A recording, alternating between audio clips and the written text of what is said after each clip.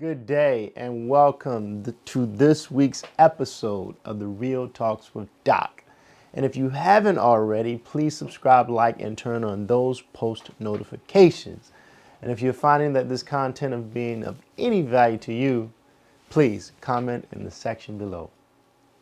Good morning. Good morning, Kay. Golly, it's been a while. Happy New Year to you. Happy New Year. 2025 is upon us. So, what we got planned for this new year? Okay, we always, so funny thing is, the week before MLK birthday, the Honorable, late, great Dr. Martin Luther King Jr. actually wraps up our fiscal year. We're in our 52nd year of our fiscal year. Because this weekend, as we do every single weekend, as we've done for the past 8 years, is we get ready for our leadership retreat. And I'm most excited about our leadership retreat is because it's where all the leaders in the company come together and we spend an entire weekend just planning, and committing to execution at a high level so that each and every client we serve have simply the elite experience. So this weekend we're getting ready to go to Massanutten here in Virginia. Never been before, heard a lot of great things about it. Ski resort, but more importantly, leaders are coming together to really plan out our year. And we plan out our year through a tool called the 411 Goal. This year I'll be unwrapping things that are called OKRs, and I shouldn't say things that are called OKRs, but just indicators that give us a great pulse doing specific intervals and rhythms throughout the year to make sure that everybody's executing at a high level. And OKR stands for Objectives and Key Results. So we'll be moving from KPIs, Key Performance Indicators, to objectives and key results. We've done a lot of studying on those. I've taken a couple courses to really make sure that we're measuring along the way at a high level so that we're holding everybody accountable, including myself, starting with me, the CEO of the company. So, okay, really most excited about getting ready for our leadership retreat. And next week will be our first week of our fiscal year. That's awesome. So, how important is it for CEOs to understand the importance of having these type of meetings with your team? Well, you got to have buy-in. Every year we go into the year with the focal theme, and our focal theme this year is CCE. And CCE, everything we do is going to evolve from and revolve around that concept. And CCE stands for culture. The other C stands for client elite experience. And the E stands for excellence in everything that we all, from the lowest level of team members to the highest level to the CEO's office, excellence in everything that we collectively do every single day. So that's CCE. So going into this retreat, really making sure that the culture is the heart of the company. I mean, the energy that people bring, the spirit that they bring into the company, the commitment that they bring into the company, all of that is manifested through the ethos and the culture of the company. So we're going to really be doing some exercises and activities around what is our culture, who are we as a company, why do we show up to do what we do, and what does it all mean for us to get to where we're going by 2030, and that's being a $100 million revenue producing company. Yes, I spoke it out there into the universe. God would not allow that to come back void. So we're going to have a focal group just around CCE, building our plans around CCE, our goals around CCE, and once again, making sure how do we hold each and one of us accountable in that leadership room for really indoctrinating that in all that we do through our coaching, our mentoring, our leadership, our training, our teaching, all of those things. CCE is going to be the barometer in which we do things and measure things. That's awesome. So, how are you looking to expand in this year as far as it pertains to clientele? Well, I think if you really focus on making sure each and every single client have an elite experience, the business will take care of itself. And we really believe that. We practice that in all that we do. We even in how we speak to clients, our number one goal is just making sure, is this experience elite in comparison to anything you've experienced before? Because we know when we hit the mark of excellence on that, they're always going to use us. They're not going to use anybody else. We're always going to be number one in their mind. They're going to refer us, which is critical. And most importantly, they're going to rave about us in this world of social media and online reviews that is just taking over everything. Like, dang, man, I don't like it, but I'm even guilty of it. You know, just got finished celebrating my 10-year anniversary. Wow, 10 years of marriage. Can you believe that? 10 years. But no, seriously, my wife and I, we went to a destination, and even in just determining what restaurant we were going to eat at with so many options, the first thing we said is, look at the reviews. So we understand that's kind of the world we in. And being that that's just the world that we in, how do we make sure that who we are is best represented and what the world writes about us? And if you take care of those key areas, the business is going to grow exponentially on its own. You just become dominant in whatever it is, whatever services, whatever products, whatever goods that you're delivering. You just become dominant in that industry, and it takes care of itself by making sure we always put the lead experience to the client first. So, as a business owner, a leader, how do you feel about having a niche when it comes to this business? Like having a target audience. Like, what is Teabow's BM Elite Holder Group's target audience, and how are you planning to serve them in 2025? Well, again, our target audience is that client who just wants to have a premium service, not at a top dollar cost, because you know we're not cheap. Let me put that out there, but we're not the most expensive, and just making sure that when they call Teabow Residential, BM Elite Construction, or Carkyle, Designed by Us Cabinetry, North Morningstar Assisted Living Facility, when they call any of the entities that we, Gwen Bump Insurance, any of the entities that we provide services, goods, or products for, that they know that they've called the best, and it's just as simple as that. And when you not only as a CEO live by that, you execute by that, and every result you measure by that, that has to manifest itself all the way throughout the organization for every leader and every team member that those leaders have followed them. And once again, CCE. See how I brought that back to CCE?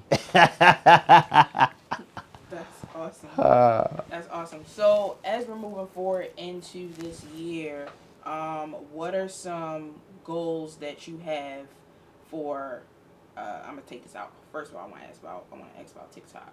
So, there's this big thing about TikTok, and we want to know what your thoughts are, because your fan base is high on TikTok. Okay, so we want to hear how you feeling. Do you feel like your people want to know? Well, I don't feel. I make educated, calculated moves. Number one, right? I take the emotion out of things, and I always want to make educated, calculated moves. But Kay, here's the truth of that matter. And I mean, this is going to sound really, really crazy, but it's the truth. I mean, the more and more I think about it, I'm not even letting it get out. I promise you guys, what I'm about to say is the honest to God crazy truth, right? Even having the word crazy in the sentence with God. Forgive me, God, because that's crazy. But this is crazy what I'm about to say. I rarely go on TikTok. When I say rarely, maybe once every 2 weeks. And the lady behind the camera, shout out to her, and not just to her, but everybody in our marketing department who's came and served in some capacity. Lindsay, Michelle. I'm shouting out everybody. Mainly Kay, who's been here quite some time, who's really led this effort. They're the ones who have built my TikTok. Like, they're the ones who manage my TikTok. Like, I don't even know my password to TikTok. If it wasn't automated on my phone, I wouldn't even know how to get into TikTok. Like, I spend little to no time per week on TikTok. What I do, and what I love doing, and what I appreciate everyone who watches my content, is I just naturally come and speak organically. Like, there's no script. Like Kay, she'll tell you, got here 5:30 a.m. this morning. I was up 3:30 a.m., but doing some things at the house because I just got back in town yesterday. But nevertheless, I'm normally in the office 4 o'clock. I don't like the fact that Kay beat me in the office this morning. I forgot she was coming this morning. I would have been super, super early. But nevertheless, like, even the question she's about to ask me on TikTok, I have no idea what she's about to ask me. And I probably cannot answer it because I'm just not into TikTok like that. Other than to bring you good content that may help your situation, may help your business grow, may help you thrive as an entrepreneur. Like that's my extent and love for TikTok is just be able to be on a platform that can reach millions of people across the world. So now that I said that, don't be mad at me if I can't answer this question or I don't even know what she's talking about. She asked this question. It's okay. Fire away now that I got that disclaimer out there. All right. I want you to talk to your TikTok audience because, presidency wants to shut it down and it's supposed to be happening sometime next week. So, wanted to know your thoughts about that. Like TikTok is known for generating a lot of sales and businesses, Yeah. and people are being confronted with challenges now. So, like, Right. So I do know something of the topic, right? And everybody commenting lines because what I do is I do respond back to people who reach out to me via TikTok, Instagram, Facebook. What other platform we use? YouTube. YouTube. Do we use Snapchat? No. Okay. Whatever platforms we use, I do respond back. And Kay also prompts me if I see something that's gone past 48 hours. We like to respond in 24 hours to respond back to my audience. So thank you very much for finding this content of value.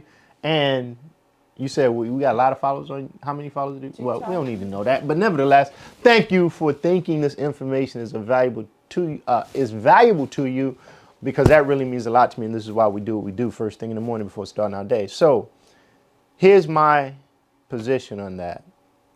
We have to look at what is the good in any situation for everyone as a whole. Meaning, the good for the whole must outweigh the good for a small percentage of the whole. And what I do know that TikTok is an international threat that is owned by a Chinese company. And we know the Chinese are not too fond of protecting the intellectual property and rights of American manufactured technology or intelligence. That's the whole point where if you believe in our judicial system and people always, talk about their rights. I do believe in the judicial system. It's not perfect. It keeps us safe. Somebody comes and, did something that was outside the law. Right now, I can go to our police department and they can come arrest that person. That person will have their day in court to speak their truth, right? So bringing it back full circle, I do, and I've read indirectly and directly in some instances that TikTok is a threat to our country intelligence and protecting even your personal information.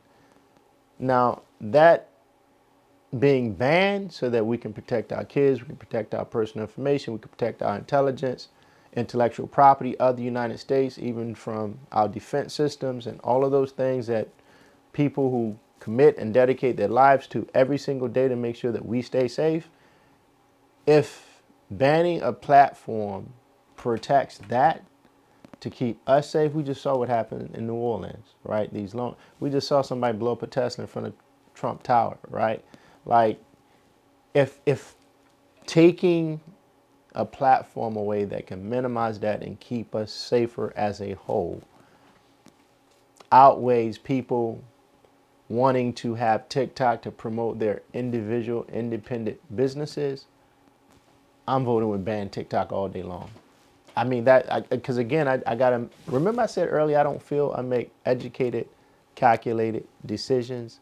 And that's what my decisions have to be based off of. And like, if you really want to know if that is the truth, then do some research. I mean, there's tons and tons of research out there that this is a threat that has gone all the way up to the Supreme Court, that the Supreme Court has backed that TikTok must be disbanded or must be purchased fully by an American company. That's my understanding of it so far. If I'm a little off on that, correct me.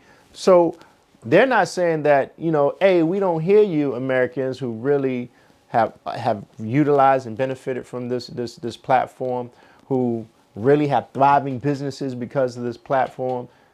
They're just simply saying, like, look, first of all, keeping everybody safe, keeping and respecting and maintaining the rights of everybody's freedom and independent and individual liberties, that's the good for the whole. And if this TikTok platform being owned by Chinese bad actors, good actors, or potential combination of both must go, then that's what needs to happen for the whole of the United States of America. And that's my understanding of it. And if you want to know where I stand, I'm going to stand with that, as opposed to with people who just had their own individual selfish, well, TikTok is taken away. If it's taken away, it's taken away from my business. But okay, yeah, but great. Before TikTok happened, all of you all found other successful ways for your business to thrive and grow, right? So if you got those other ways that you can direct your energies and resources to thrive and grow, if not just as much, because we are making sure that we don't have bad actors impact our kids, our grandkids, our mothers, our brothers, our sisters, our fathers, our uncles, our aunt, all of them, right? I was feeling that just now. Then you always got to think about the good of the whole. And Kay, I was hopefully able to answer that and give some insightful commentary on that. But that's why if TikTok cannot be sold to an American company fully, that's going to protect our intellectual property. It's going to protect how we defend against communist countries and how we defend against bad world actors. If they cannot do that to find a happy medium, then TikTok needs to go, period. They can stay, just sell to an American company. They can stay, just have an American company be the sole decision maker in how information is disseminated, how information is captured, how information is shared, whether we approve it or not, and not having the Chinese making those decisions that are not in the best interest of the United States. Go do your history, right? And I'm not here to give you a history lesson. Xi Jinping, yeah, I know the president of the United States, of China. I don't know him personally, but I know that's who the president is. Did you know that, right? They don't have the best interest of the United States at heart, right? So that's what we all got to look at. And if we really want to say TikTok, then encourage Elon Musk, who, all out there, all over the place, Mark Zuckerberg, Mark Cuban, encourage one of them to purchase TikTok at whatever fair market value that TikTok wants to sell, and we all keep our TikTok accounts. There you go. That's where you put your energy if you want to save TikTok. All right, that's a great segue, getting into the business of things. Like, how do you make hard decisions in business? You're an owner of multiple companies. How do you make these hard decisions for the greater good of the company over versus what people want? Well, I didn't bring Jeff Bezos' name out there. However, when you're in business, it's your responsibility as an executive to be a student of business, whether you got an MBA, whether you got whatever degrees, certifications, licenses, whatever you have, it's your job to be a student of whatever industry you're looking to dominate. And one thing I'm always doing is I'm always reading. I'm always looking for principles, theoretical frameworks, strategies that really define who we are as a company. And we know who we are as a company. One thing we've indoctrinated in our company is the 16 principles. It used to be 14, but the 16 leadership principles of Amazon. We think they're very, very powerful principles. So everything we do, we always tie it back to, are we being principled by our leadership principles? And the first one is, they call it customer obsession. We don't have customers, we have clients. So we are client obsessed. Everything I do, I want to make my clients know that they can start to call me as early as 4 a.m. in the morning to 10 p.m. at night. That's my window, right? And if I'm in a meeting, I'll text them, I'll get right back to them, because I'm obsessed with making sure my clients know that I want to do everything in my power as owner of this company. Now, at some point, we start reaching 100 million in revenue. I may not be that accessible. I'll just have people that take those calls, that escalate to me just for clients. But even now, we're not there yet. My clients know that their concerns are important to me because we have chain of commands. If the crew foreman, a site superintendent, a project manager have not addressed the issue of my client before it escalates to me, that's a problem that will be dealt with. And our clients are told that from day one, because I take that just that seriously, right? So you have to know who you are, and you have to know your level of commitment to your client or customers if you have customers. And then leadership principle number 2 talks about ownership. I'm just keeping on those first 2 leadership principles. A lot of times, leaders don't like to own their mess, right? We always want to own our successes, but we don't want to own our failures. And one thing in our culture we embrace is failing, right? Fail fast so you can succeed even faster. Society doesn't set you up to have that mindset. So going back to the culture, we're constantly training, we're constantly coaching, we're constantly mentoring. What does it mean to be a part of this BM Elite Holding Group culture? And one of the things we encourage people to do all the time, go fail and figure it out. but don't make mistakes. There's a difference there. And that's another, lesson we can have, the difference between failure and difference between mistakes. So to answer your question, Kay, we focus on who we are, what we're doing, because that gets at the core of our why. Why do we do what we do? And that's simply to give every client that we serve an elite experience. It's just that simple. And we have a framework in which we operate in to do just that. So you overcome those challenges just by focusing on a vision ultimately. Exactly. Awesome. All right, awesome. Yeah, so you have some people on your that follow you that really want your mentorship, right?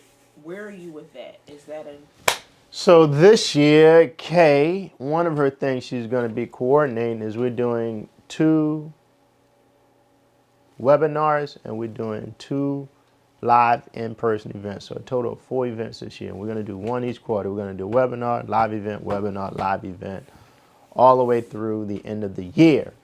And what that means is be on the lookout for information so you can jump in these webinars, in which, Cassandra has done a tremendous job in kind of pooling our audience and 3 key topics they want to hear in these webinars and live events that we really focus on. And we always have a Q&A at the end.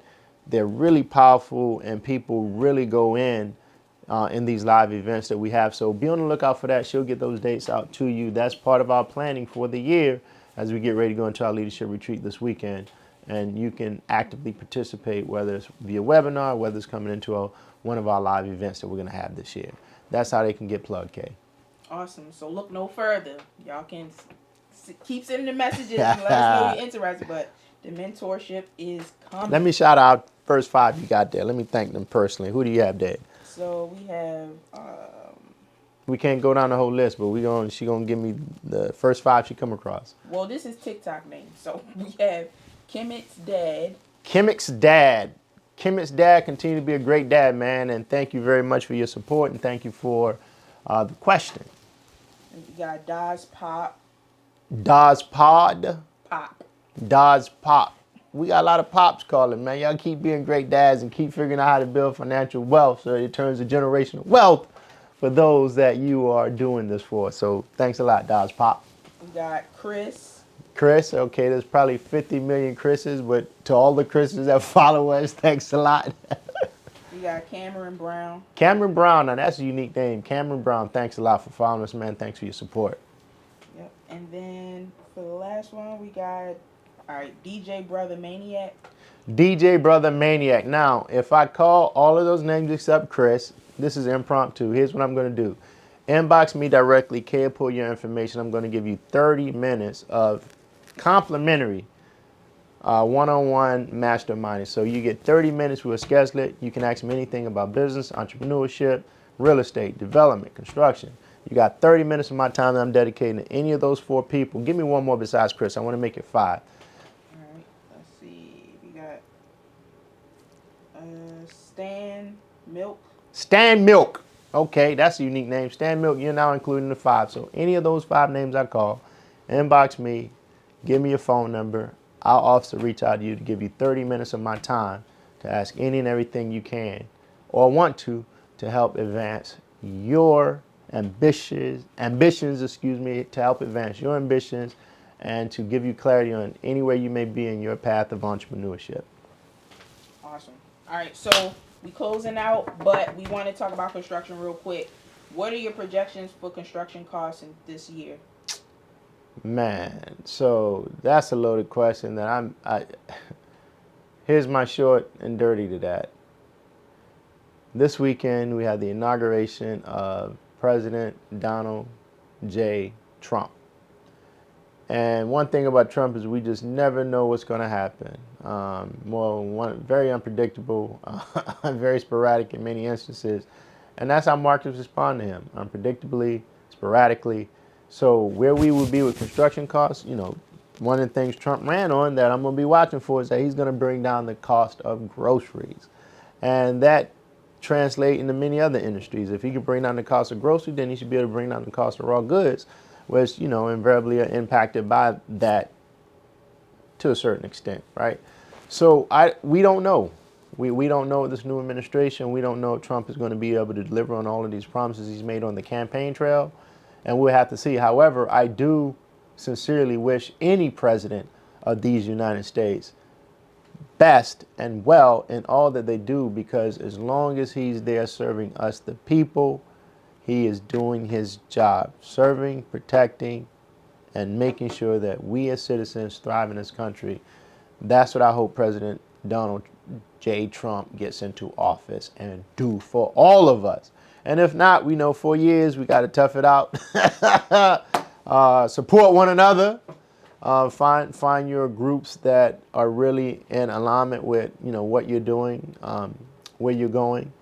People who have common mindsets, because that's where you have to redirect your energies towards at the end of the day if he comes in, and not do what he says he's going to do for all of us. So hold people accountable for what they say they're going to do.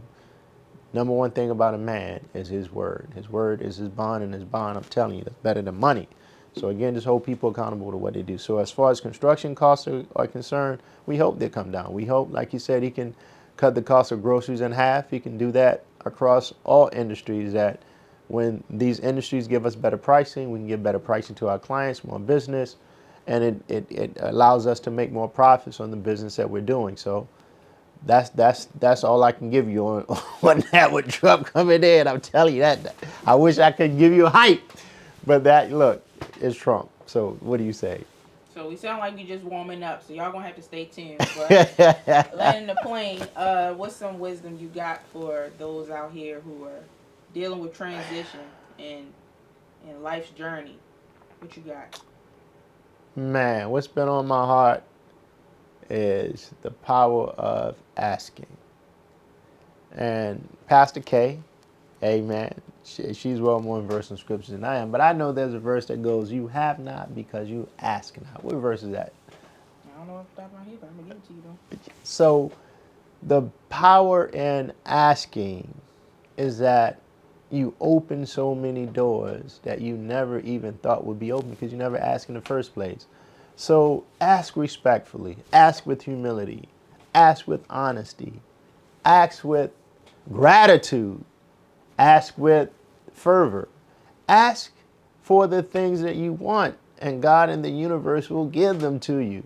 A lot of times we never open our mouths. A lot of times we become fearful to ask for that in which we deserve, right? Like, ask the question and be amazed at what God in the universe will give back to you. What verse is that? Pastor got something here. I'm going to read this thing here.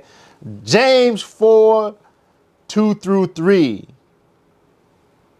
Ye ask and receive not, because ye ask amiss, that ye may consume it upon your lust. Now, I don't know if that was going into the lust part, but I'm going to slide that on back across the table there. It's in there though. But it's in there, right? Right. I don't even know how we got at the end of that. But the gist of it is, you have not because you ask not. Ask and ye shall receive. So that being said, in that case, those are my words of wisdom to wrap up this week's episode of The Real Talks with Doc. Stay tuned. Kay's back in the house full effect, and she got some great things coming to you guys this year. So we're excited about 2025. I'm excited for you and all that you're going to accomplish and fail in this year. Go fail so you can succeed even faster. Embrace it. I love to fail. I'm like, okay, dang, I messed that all up. But here's what I'm going to do differently next time, and here's what I'm going to conquer this thing. So I wish you nothing but prosperity, peace, and all the success that you can handle in your quest to entrepreneurship and all that you do. Thank you so much, and Happy New Year to everyone.